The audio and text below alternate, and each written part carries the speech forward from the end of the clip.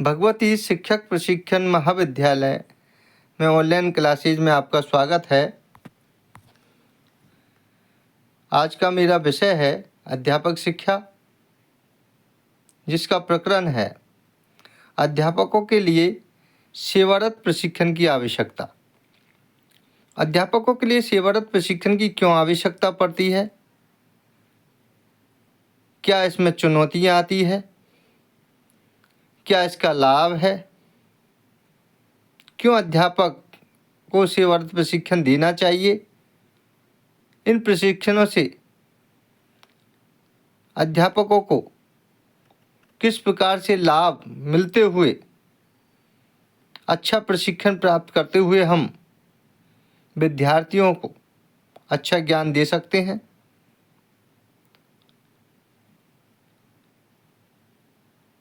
मेरी कक्षा है एमए द्वितीय सेमेस्टर। मेरा नाम doctor Lakshman Kumar Gupta, assistant professor.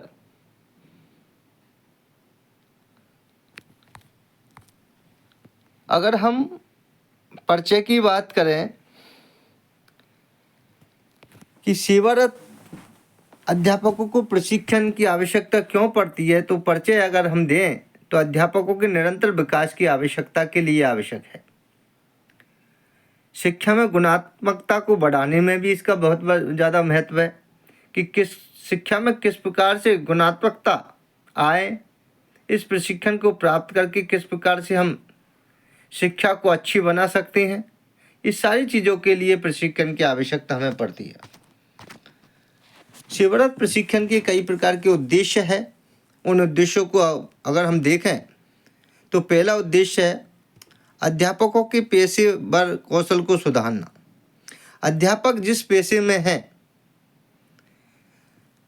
अध्यापक जिस कार्य में लगा हुआ है, उनके कौशलों को किस प्रकार से सुधारा जा सकता है, उन कौशलों में दक्षता किस प्रकार से लाई जा सकती है, ये सब प्रशिक्षण के द्वारा ही संभव होता है।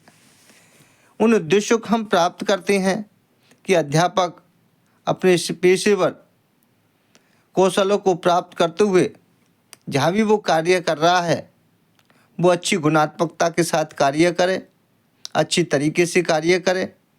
तो ये अध्यापकों के लिए इसका पहला उद्देश्य माना गया है। दूसरा है शिक्षा प्रणाली में नवीनतम रुझानों और तकनीकी का समावेश। शिक्षा प्रणाली में नवीनतम रुझान और तकनीकों का समावेश इसमें किया जाता है। जो भी हमारी शिक्षा प्रणाली होती है उनमें किस प्रकार से नई चीज़ों का रुझान बढ़े, नई तकनीकी का समावेश हम किस प्रकार से कर सकते हैं, अच्छी तकनीकी का प्रयोग करके हम किस प्रकार से उस शिक्षा में सुधार ला सकते हैं, उन प्रणालियों में हम किस प्रकार बदलाव ला सकते हैं। ये सारी चीज़ें नवीनतम रुझानों को प्राप्त करते हुए, तकनीक का ज्ञान या समावेश करते हुए इनको हम कर सकते। तो दूसरा उद्देश्य ये भी इसमें समाहित किया गया है। तीसरा है विद्यार्थियों के लिए उच्च गुणवत्ता वाली शिक्षा प्रदान करना। आज आप देखते हैं विद्यार्थियों के लिए उच्च गुणवत्ता वाली शिक्षा किस प्रकार से प्राप्त हो, किस प्रकार को उसको अच्छी शिक्षा मिले। ये सब जब तक अध्यापक इन कौशलों को नहीं सीखेगा, अध्यापक सेवारत प्रशिक्षण प्राप्त नहीं करेगा, तब तक विद्यार्थियों को उच्च गुणवत्ता वाली शिक्षा वो प्रदान नहीं कर सकता। इसलिए विद्यार्थियों को अच्छी तालीम देने के लिए, अच्छी शिक्षा देने के लिए पहले वो प्रशिक्षण प्राप्त करे। उन प्रशिक्षणों में उन कौशलों को वो सीखे, उन उद्देश्यों को वो प्राप्त करे, उन आवश्यकताओं को वो समझे और तब विद्यार्थियों को उच्च गुणवत्ता वाली हम शिक्षा प्रदान कर सकते हैं। क्योंकि जब तक अध्यापक इन सारी चीज़ों को नहीं सीखेगा, नई तकनीक का ज्ञान उसको नहीं होगा, नई नवीनतम रुझानों की ओर वो नहीं बढ़ेगा, तब तक वो अच्छी गुणवत्तापूर्ण शिक्षा वो प्राप्त नहीं करवा सकता। तो ये तीसरा उद्देश्य भी इसके अंतर्गत बताया गया है। अगला है सेवारत प्रशिक्षण के प्रकार।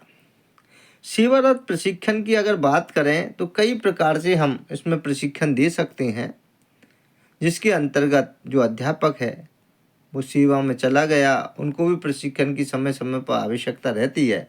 अपने कौशलों को वो किस प्रकार से विकास कर सकता है, नई तकनीकी को बढ़ावा वो किस प्रकार से दे सकता है, नई तकनीक का ज्ञान उसको किस प्रकार से दिया जा सकता है, इनके विभिन्न प्रकार के प्रशिक्षण को प्रदान समय समय पर करवाए जाते हैं। राज्य सरकार के द्वारा, केंद्र सरकार के द्वारा या शिक्षा विभाग के द्वारा विभिन्न प्रकार के प्रशिक्षण को रखे जाते हैं ताकि अध्यापक उन प्रशिक्षण को प्राप्त करते हुए उन कौशलों को सीख सके ताकि वो बालकों के लिए, विद्यार्थियों के लिए उपयोगी सिद्ध हो सकते हैं। जिसमें है पहला है कार्यशाला, वर्कशॉप। शिक्षा की कई प्रकार की वर्कशॉप होती है, कार्यशाला आयोजित की जाती है। उन वर्कशॉपों में सेवारत जो अध्यापक है वो प्रशिक्षण प्राप्त करते हैं, उन कार्यशालाओं में भाग लेते हैं। कार्यशालाओं में विभिन्न प्रकार के उनको टॉपिकों के अंतर्गत उनको समझाया जाता है, उन पर विचार मंथन किया जाता है। उस कार्यशाला में विभिन्न प्रकार की चीज़ें उनको बना करके, बता करके बताई जाती है ताकि अध्यापक उस प्रशिक्षण को प्राप्त करके अपने विद्यालय में विद्यार्थियों को उसका लाभ दे सके, उस ज्ञान को वो प्रदान कर सके। ऐसी कार्यशालाओं का आयोजन कई प्रकार की वर्कशॉप प्रशिक्षण के दौरान, सेवारत प्रशिक्षण के द्वारा, राज्य सरकार के द्वारा, शिक्षा विभाग के द्वारा समय समय पर उनको उपलब्ध करवाए जाते हैं ताकि अध्यापक उन प्रशिक्षण को प्राप्त करें। क्योंकि समय के अनुसार तकनीकी बदलती रहती है, समय के अनुसार पाठ्यक्रम बदलता रहता है, समय के अनुसार उन पाठ्यक्रमों को विधि प्रविधियों के अनुसार हम किस प्रकार से पढ़ा सकते हैं, नई तकनीकों को किस प्रकार से नवीनतम रूप से जोड़ करके उनको हम ज्ञान दे सकते हैं, ये सारी प्रशिक्षण उनको सिखाया जाता है। आज आप देखते हैं ऑनलाइन क्लासेज के द्वारा, कंप्यूटर के द्वारा या प्रोजेक्टर के द्वारा या अन्य स्मार्ट बोर्ड के द्वारा कई प्रकार के हम ज्ञान विद्यार्थियों को देते हैं। तो इस सारी तकनीकी को ज्ञान हम उनको देते हैं TLM के द्वारा। तो ये सारे प्रशिक्षण उनको बताए जाते हैं, कार्यशाला में बनवाए जाते हैं। उन कार्यशालाओं में समझा करके उन सेवारत अध्यापकों को प्रशिक्षण प्रदान किए जाते हैं और उन वर्कशॉपों में भाग लेकर के अध्यापक एक दक्षता हासिल करता है और फिर उस ज्ञान का जो है लाभ विद्यार्थियों को प्रदान करता है। तो ये एक बहुत बड़ा जो कार्य है इस कार्यशाला के द्वारा किया जाता है। तो सेवारत प्रशिक्षण के प्रकारों के अंतर्गत कार्यशाला भी एक बहुत महत्वपूर्ण स्थान अपनी रखता है। दूसरा है सेमिनार और सम्मेलन। समय समय पर सेमिनार और सम्मेलन भी आयोजित किए जाते हैं। विभिन्न प्रकार के सेमिनार, कॉन्फ्रेंस भी समय पर विभाग के द्वारा, सरकार के द्वारा, महाविद्यालयों के द्वारा राज्य स्तर पर, राष्ट्र स्तर पर, अंतर्राष्ट्रीय स्तर पर कई प्रकार से सेमिनार और वर्कशॉप किए जाते हैं। उन सेमिनार या कॉन्फ्रेंस के द्वारा हम अध्यापकों को कई प्रकार का विषय विशेषज्ञों के द्वारा उस पर विचार मंथन, जो उनके द्वारा जो भी सब्जेक्ट चयन किया गया है या टॉपिक लिया गया उस पर एक विचार मंथन चलता है और विचार मंथन के द्वारा विभिन्न विद्वानों के विचार उसके अंतर्गत आते हैं। उन विचारों को अध्यापक लाभ के रूप में किस प्रकार से उपयोग ले, समझे और समझ करके अपने जीवन में किस प्रकार से उन लाभों को विद्यार्थियों तक पहुंचाएं, ये सारी चीज़ें सेमिनार और सम्मेलनों के द्वारा आयोजित की जाती है। क्योंकि सेमिनार और सम्मेलन राज्य स्तर पर भी कई होते रहते हैं, शिक्षा विभाग द्वारा भी करवाए जाते हैं, कई प्रकार के महाविद्यालय स्वयं के स्तर पर भी करवाता है, राष्ट्र स्तर पर भी करवाते हैं। बड़ी बड़ी जगह, बड़े शहरों में सेमिनारों का आयोजन किया जाता है, उसमें भाग लेते हैं और भाग लेकर के हम उसमें विचार मंथन करते हैं, समझते हैं, अपने विचार रखते हैं और कई प्रकार के निष्कर्ष निकल करके आते हैं कि इन सम्मेलनों का आयोजन क्यों किया जाता है, कॉन्फ्रेंस क्यों की जाती है, इसका क्या लाभ होता है। ये सब प्रशिक्षण देने के लिए, समझाने के लिए सेवारत अध्यापक जो सेवा में चले गए उन अध्यापकों को समय समय पर अपडेट करने के लिए ऐसे आयोजन किए जाते हैं जो सेमिनार सम्मेलन के द्वारा विभिन्न प्रकार की अच्छे ज्ञान को वो प्राप्त करें, उस ज्ञान को सरकार तक पहुंचाएं। सरकार उसमें अगर कोई कमी है उनमें अमेंडमेंट करें, सुधार करें, और सुधार करते हुए एक सेवारत प्रशिक्षण के दौरान एक अच्छे अध्यापक को उन चीज़ों में सुधार करते हुए अच्छा ज्ञान उनको प्रदान करें। ये सारी चीज़ें इसके अंतर्गत दी जाती है। तो ये भी एक महत्वपूर्ण जो प्रकार है उसके अंतर्गत आता है। तीसरा है ऑनलाइन प्रशिक्षण। आज सबसे ज़्यादा ऑनलाइन प्रशिक्षण का कार्यक्रम चल रहा है। ऑनलाइन के द्वारा हम भी आपको वीडियो बना करके ऑनलाइन भेजते हैं ताकि विद्यार्थी घर बैठे इसका उपयोग कर सके। जब समय मिले इसका उपयोग देख करके, सुन करके और समझ सके। हम पूरी कोशिश रहती है ऑनलाइन शिक्षण के द्वारा विद्यार्थियों को अच्छा ज्ञान दे। इस ऑनलाइन प्रशिक्षण में भी अध्यापक विभिन्न प्रकार का ज्ञान प्राप्त करते हुए बनाते हैं, वीडियो बनाते हैं और विद्यार्थियों तक पहुंचाते हैं। तो ये भी एक सेवारत प्रशिक्षण के एक प्रकारों के अंतर्गत आता है ऑनलाइन प्रशिक्षण। तो हम ऑनलाइन प्रशिक्षण भी कई प्रकार से अध्यापकों को देते हैं। अध्यापक को समय नहीं मिल पाता, सेमिनार में, वर्कशॉपों में, कार्यशाला में भाग लेने के लिए, जाने के लिए उनको समय नहीं मिल पाता।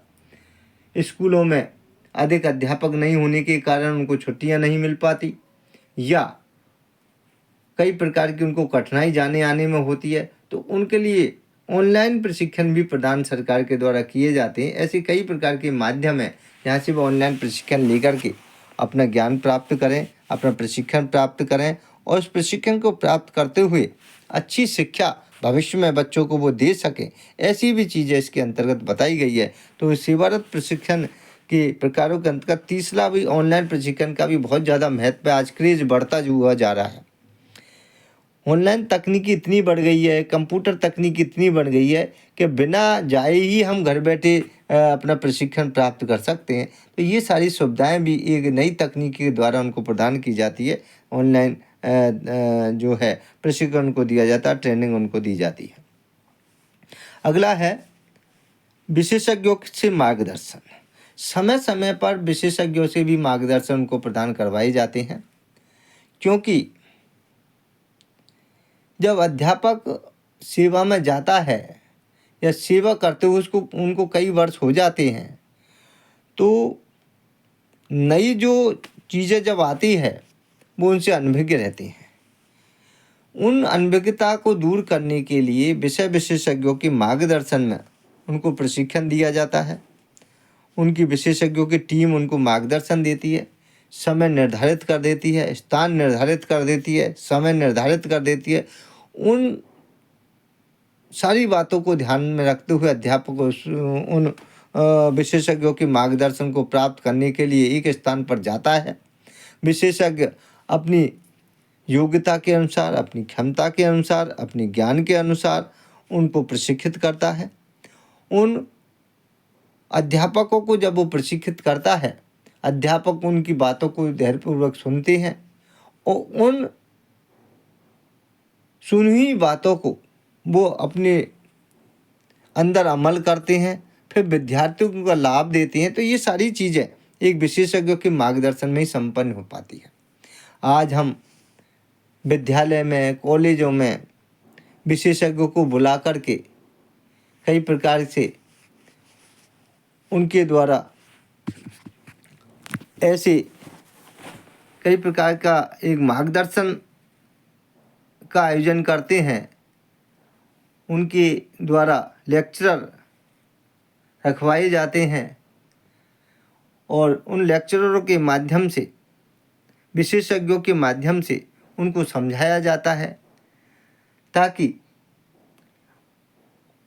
उन विधि प्रविधियों को वो समझ सके और समझने के पश्चात सेवारत जो अध्यापक है उनका प्रयोग वो ले समय पर। क्योंकि लेक्चर जो मेथड होता है वो विशेषज्ञों के द्वारा विषय विशेषज्ञों को समय पर बुलवाया जाता है, उनके द्वारा आयोजित किए जाते हैं और उनके अनुभवों का लाभ सेवारत जो अध्यापक है वो लेते हैं। और लेने के पश्चात वे अपने पाठ्यक्रम में सुधार, शिक्षण विधियों में सुधार करते हैं, ताकि उन सारी चीज़ों का प्रयोग करते हुए ऐसे जो प्रशिक्षण के प्रकार है उनको वो समय समय पर सीखते रहते हैं और बच्चों को भविष्य में उसका ज्ञान मिलता रहता है। तो ये भी एक सेवारत प्रशिक्षण के प्रकारों के अंतर्गत आता है। अगर हम सेवारत प्रशिक्षण के लाभ की बात करें तो सेवारत प्रशिक्षण के कई लाभ भी इसमें बताए गए हैं, जिसमें है पेशेवर कौशल में सुधार। अपने जो पेशा है जिसमें हमें कौशल में सुधार करना है, जिस पेशे से हम, जिस अध्यापक के कार्य से हम जुड़े हुए हैं, उन अध्यापक के कार्य में किस प्रकार से कुशलता आए, उन कौशलों को हम किस प्रकार से सीख सके और सीखने के पश्चात हम अच्छी तालीम किस प्रकार से प्रदान कर सकते हैं, लोगों को किस प्रकार, बच्चों को किस प्रकार से अच्छी शिक्षा दे सकते हैं, ऐसे कौशलों के सुधार के लिए भी इन प्रशिक्षणों का बहुत बड़ा लाभ होता है। तो ये भी समय समय पर उन्होंने सुधार करते रहते हैं। तो सेवारत प्रशिक्षण के कई लाभों में पहला महत्वपूर्ण लाभ है पेशेवर कौशल में सुधार करना। दूसरा है नवाचार और आधुनिक शिक्षण विधियों को अपनाना। बहुत ही अच्छी बात इसमें बताई गई है, नवाचार और आधुनिक शिक्षण विधियों को अपनाना।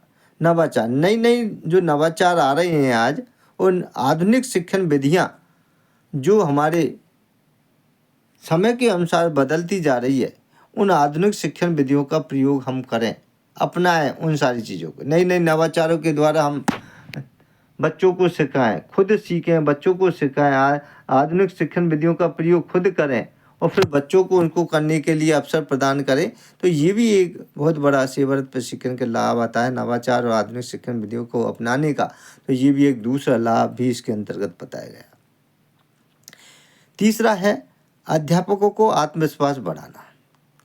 सेवारत प्रशिक्षण में अध्यापकों का आत्मविश्वास बढ़ता है। जब अध्यापक प्रशिक्षण प्राप्त करता है और प्रशिक्षण के दौरान उनमें बहुत बड़ा आत्मविश्वास जागृत होता है, क्योंकि अध्यापक स्वयं प्रशिक्षण लेता है, करके सीखता है, स्वयं बनाता है, स्वयं उस प्रशिक्षण को प्राप्त करता है, तो आत्मविश्वास तो जागृत होगा ही। इसलिए अध्यापक में आत्मविश्वास को बढ़ाने का सबसे बड़ा तरीका है प्रशिक्षण देना। प्रशिक्षण से जो भी अध्यापक होते हैं उसमें आत्मविश्वास जागृत होता है। कई अवसर उनको दिए जाते हैं, किस प्रकार से उन आत्मविश्वास के अनुसार उन चीज़ों पर वो विचार मंथन करता है, किस प्रकार से वो भाषण देता है, किस प्रकार से शिक्षण विधियों का प्रयोग करता है, उन तकनीकों का प्रयोग किस प्रकार से करता है, किस प्रकार से नवाचारों का वो प्रयोग करता है, किस प्रकार शिक्षण में कौन कौन सी विधि समय समय पर हमें बदलनी चाहिए, इन सारी चीज़ों का भी उनमें आत्मविश्वास जागृत होता है। तो ये सारी चीज़ें आत्मविश्वास बढ़ाने का बहुत बड़ा माध्यम ही प्रशिक्षण होता है, जो अध्यापक इसमें सीखता है। तो एक सेवारत अध्यापक के प्रशिक्षण में सबसे बड़ा लाभ भी आत्मविश्वास का भी माना गया है। अगला है विद्यार्थियों की बेहतर सिखाने की प्रक्रिया। विद्यार्थियों को बेहतर सिखाने की प्रक्रिया भी एक प्रशिक्षण का बहुत बड़ा लाभ होता है।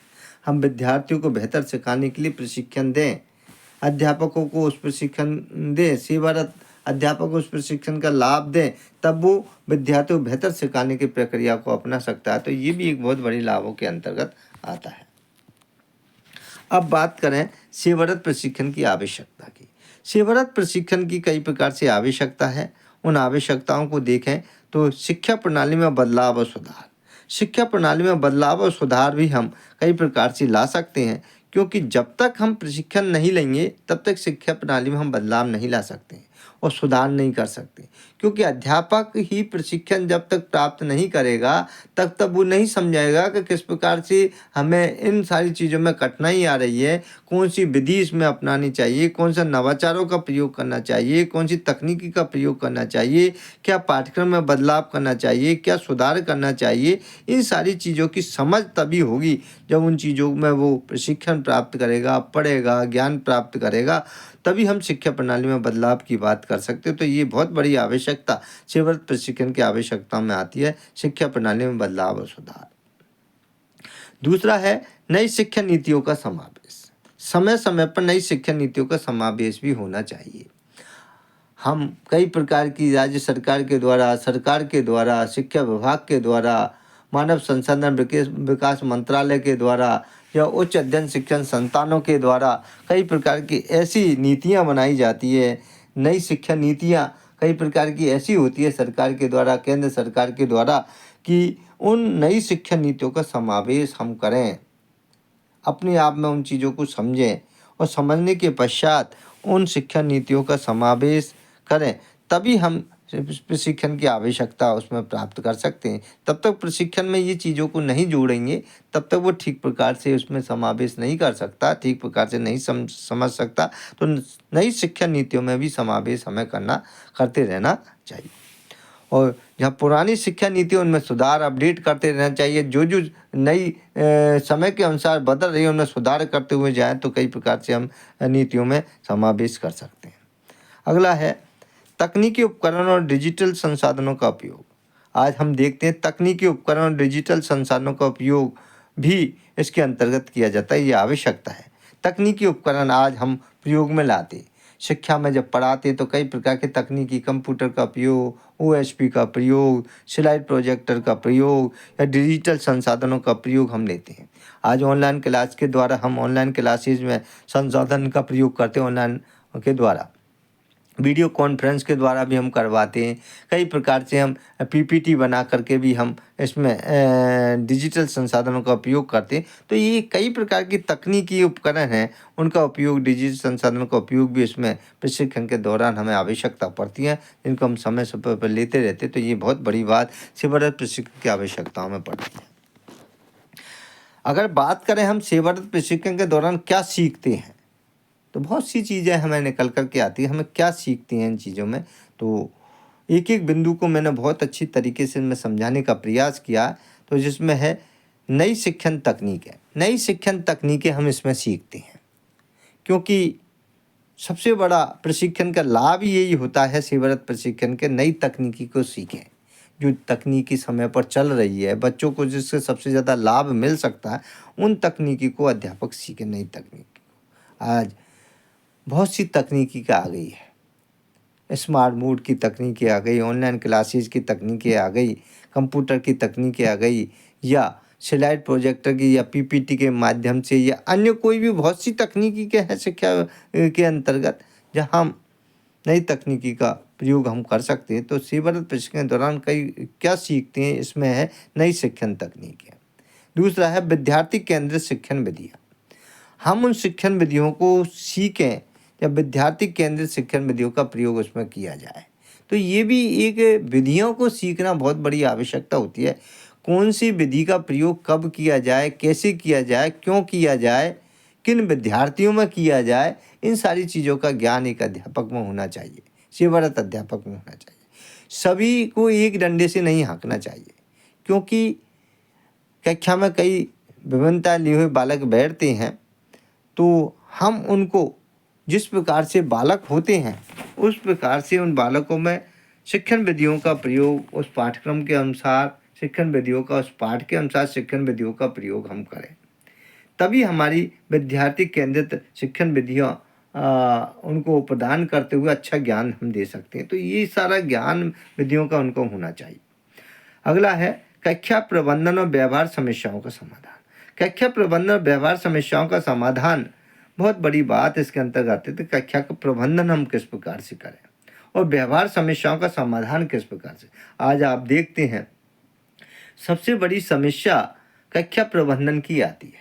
कक्षा प्रबंधन एक बहुत बड़ा एक व्यवस्था होती है, एक बहुत बड़ा एक अध्यापक पर जिम्मेदारी होती है कि वो किस प्रकार से अपनी कक्षा का प्रबंधन करें, कि अपनी कक्षा को किस प्रकार से एक उस अनुशासनता के अनुसार अनुशासन में उस कक्षा का प्रबंधन करते हुए अपने जो शिक्षण करवाएं। तो ये बहुत बड़ी बात होती है। और उन समस्याओं को वो समाधान किस प्रकार से करें। कक्षा में कई प्रकार की समस्याएं आती है, बालकों को कई प्रकार की समस्याएं आती है, उन समस्याओं को वो समाधान करें ताकि बालक अध्यापक की कई हुई बातों को ठीक प्रकार से समझ सके। क्योंकि कई विभिन्नता लिए बालक रहते तो कई समस्याएं भी कक्षा में आती हैं। उन समस्याओं को किस प्रकार समाधान करते हुए अध्यापक उन व्यवस्थाओं का प्रबंधन करें, उनके व्यावहारिक समस्याओं को देखें और समस्याओं को वो समय पर उसका समाधान करें। यही एक सेवारत प्रशिक्षण के द्वारा सीखने की बात होती है। उस दौरान हम ये सारी चीज़ें सीखते हैं। तो ये बहुत बड़ी बात इसके अंतर्गत आती है कि ये गुण सबसे ज़्यादा है कक्षा प्रबंधन का, उन व्यावहारिक समस्याओं के समाधान का, कि किस प्रकार विद्यार्थियों के व्यवहार की समस्याओं को वो दूर कर सकता है, विद्यार्थी कैसा व्यवहार कर रहा है, और उन व्यवहारिक में अगर उनको ऐसा लगता है कि विद्यार्थी के व्यवहार तो उन समस्याओं को समाधान प्रेम से किस प्रकार से कर सकता है, तो ये सारी चीज़ें इसके अंतर्गत आती है। अगला है नवीनतम शैक्षिक उपकरण और सॉफ्टवेयर का उपयोग। नवीनतम शैक्षिक उपकरण और सॉफ्टवेयर का उपयोग भी आज आप देखते हैं, नवीनतम शैक्षिक उपकरण का उपयोग हमें करना चाहिए और सॉफ्टवेयर का भी उपयोग करना है। आज हम विभिन्न प्रकार की तकनीकी के माध्यम से सॉफ्टवेयर का उपयोग हम करते हैं, नई नई तकनीक का प्रयोग करते हैं, तो ये भी एक सेवारत प्रशिक्षण के दौरान सीखने योग्य बात भी हमारे अंतर्गत आती है। अगला है सेवारत प्रशिक्षण की चुनौतियाँ। आज हम देखते हैं सेवारत प्रशिक्षण के कई प्रकार की चुनौतियाँ हमारे सामने आ रही है।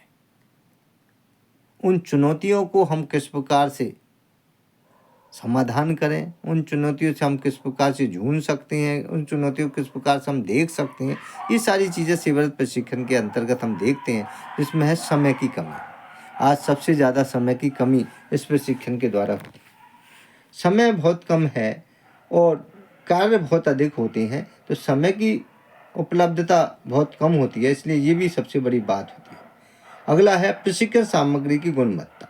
प्रशिक्षण सामग्री की गुणवत्ता भी एक सेवारत प्रशिक्षण में चुनौतियाँ बनी हुई है कि आज प्रशिक्षण सामग्री को अगर हम उपयोग में ले रहे हैं तो उनमें गुणवत्ता नहीं मिलती हमें। उनमें कई प्रकार की ऐसी सामग्री आ जाती है तो ठीक प्रकार से हम उसका संचालन नहीं कर पाते, ठीक प्रकार से उसका प्रयोग नहीं कर पाते।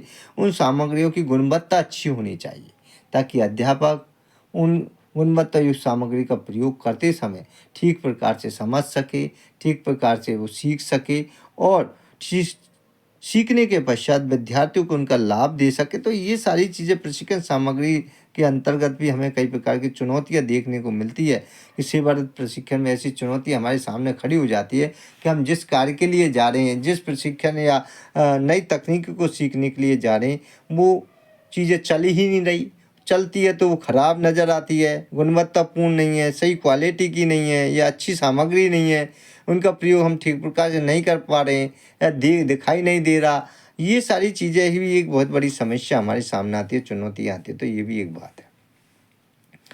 अगला है प्रशिक्षण की निरंतरता की कमी। प्रशिक्षण की निरंतरता की कमी आज सरकार के द्वारा या शिक्षा विभाग के द्वारा हमेशा बनी हुई रहती है। तो देखते हैं तो प्रशिक्षण की निरंतर समय समय पर बहुत कमी नज़र आती है। हम निरंतर अगर हमारा प्रशिक्षण चलता रहे, समय पर हमें प्रशिक्षण मिलता रहे, तो इसकी जो कमी है उनको दूर कर सकते हैं। हमें अच्छा प्रशिक्षण प्राप्त, लेकिन हमें बहुत समय के बाद कई प्रकार के ऐसे प्रशिक्षण हमें प्राप्त होते हैं कि हम उसमें बहुत दिनों के बाद भाग लेते हैं तो सारी पुरानी चीज़ों को हम भूल जाते हैं, फिर नई चीज़ों को अपडेट करते हैं। तो ये चीज़ें जब हमने पहले भी नई तकनीकी को सीखा लेकिन वो समय के रहते हुए हम भूल गए, तो ये सारी चीज़ें अगर प्रशिक्षण निरंतर चलता रहे तो हम उस पर अपडेट रहते हैं। सेवारत प्रशिक्षण में वो प्रशिक्षण को मिलता रहे तो अध्यापक अपडेट रहता है। तो ये सारी चीज़ें भी इसके अंतर्गत बताई गई है, प्रशिक्षण की निरंतरता की कमी। अब इनके प्रभावों की बात करें तो सेवारत प्रशिक्षण के कई प्रभाव हमें देखने को मिलते हैं, जिसमें शिक्षा का स्तर बढ़ाना। आज हम इसके प्रभाव की बात करें तो शिक्षा का स्तर बढ़ाने के लिए भी हमें सेवारत प्रशिक्षण की आवश्यकता या प्रभाव हमें माना जाता है कि हम शिक्षा का स्तर तभी बढ़ेगा जब इसका प्रभाव हमारे सामने होगा। अगला है विद्यार्थियों की व्यक्तिगत और सामाजिक विकास में मदद। सेवारत प्रशिक्षण विद्यार्थियों की व्यक्तिगत और सामाजिक विकास में बहुत ज़्यादा मदद करता है, क्योंकि विद्यार्थी की व्यक्तिगत और सामाजिक विकास तभी होगा जब उनको अध्यापकों को प्रशिक्षण दिया जाएगा, अच्छा प्रशिक्षण दिया जाएगा, अच्छी प्रशिक्षण के द्वारा उनको समझाया जाएगा, तभी वो विद्यार्थियों के व्यक्तिगत और सामाजिक विकास में मदद कर सकते हैं। क्योंकि विद्यार्थी समाज से आता है, समाज से निकल कर के आता है और समाज में ही फिर वो जाता है, तो समाज में एक अच्छा नागरिक वो बने ताकि समाज में अच्छी नागरिक अच्छे समाज का निर्माण करे, अच्छे राष्ट्र का निर्माण करे, अच्छे देश का निर्माण करें। तो ये सारी चीज़ें एक अध्यापक पर ही निर्भर रहती है। तब तक अध्यापक नहीं जानेगा उसको प्रशिक्षण ठीक है, तब तक वो विद्यार्थियों को भी ठीक प्रकार से सामाजिक गुण विकसित नहीं कर पाएगा। तो ये भी एक बहुत। तो अगला है अध्यापकों के आत्मसम्मान में वृद्धि। अध्यापकों के आत्मसम्मान में वृद्धि के लिए भी हमें कई प्रकार के जो प्रशिक्षण के प्रभाव की आवश्यकता हमारी पड़ती है, तो अध्यापक को आत्मसम्मान में वृद्धि भी हमें उनको मिलनी चाहिए। तो ये भी एक बहुत बड़ा प्रभाव इसमें देखने को मिलता है। निष्कर्ष रूप में अगर हम देखें तो सेवारत प्रशिक्षण शिक्षा के क्षेत्र में गुणवत्ता सुधार के लिए बहुत बड़े अनिवार्यता के रूप में ये मानी गई है, क्योंकि सेवारत प्रशिक्षण शिक्षा के क्षेत्र में गुणवत्ता सुधार के लिए अनिवार्य है और उनको मिलनी चाहिए, क्योंकि जब तक अध्यापकों में प्रशिक्षण नहीं मिलेगा शिक्षा में सुधार नहीं हो सकता। तो ये भी एक सबसे बड़ी अनिवार्यता की बात इसमें बताई गई है।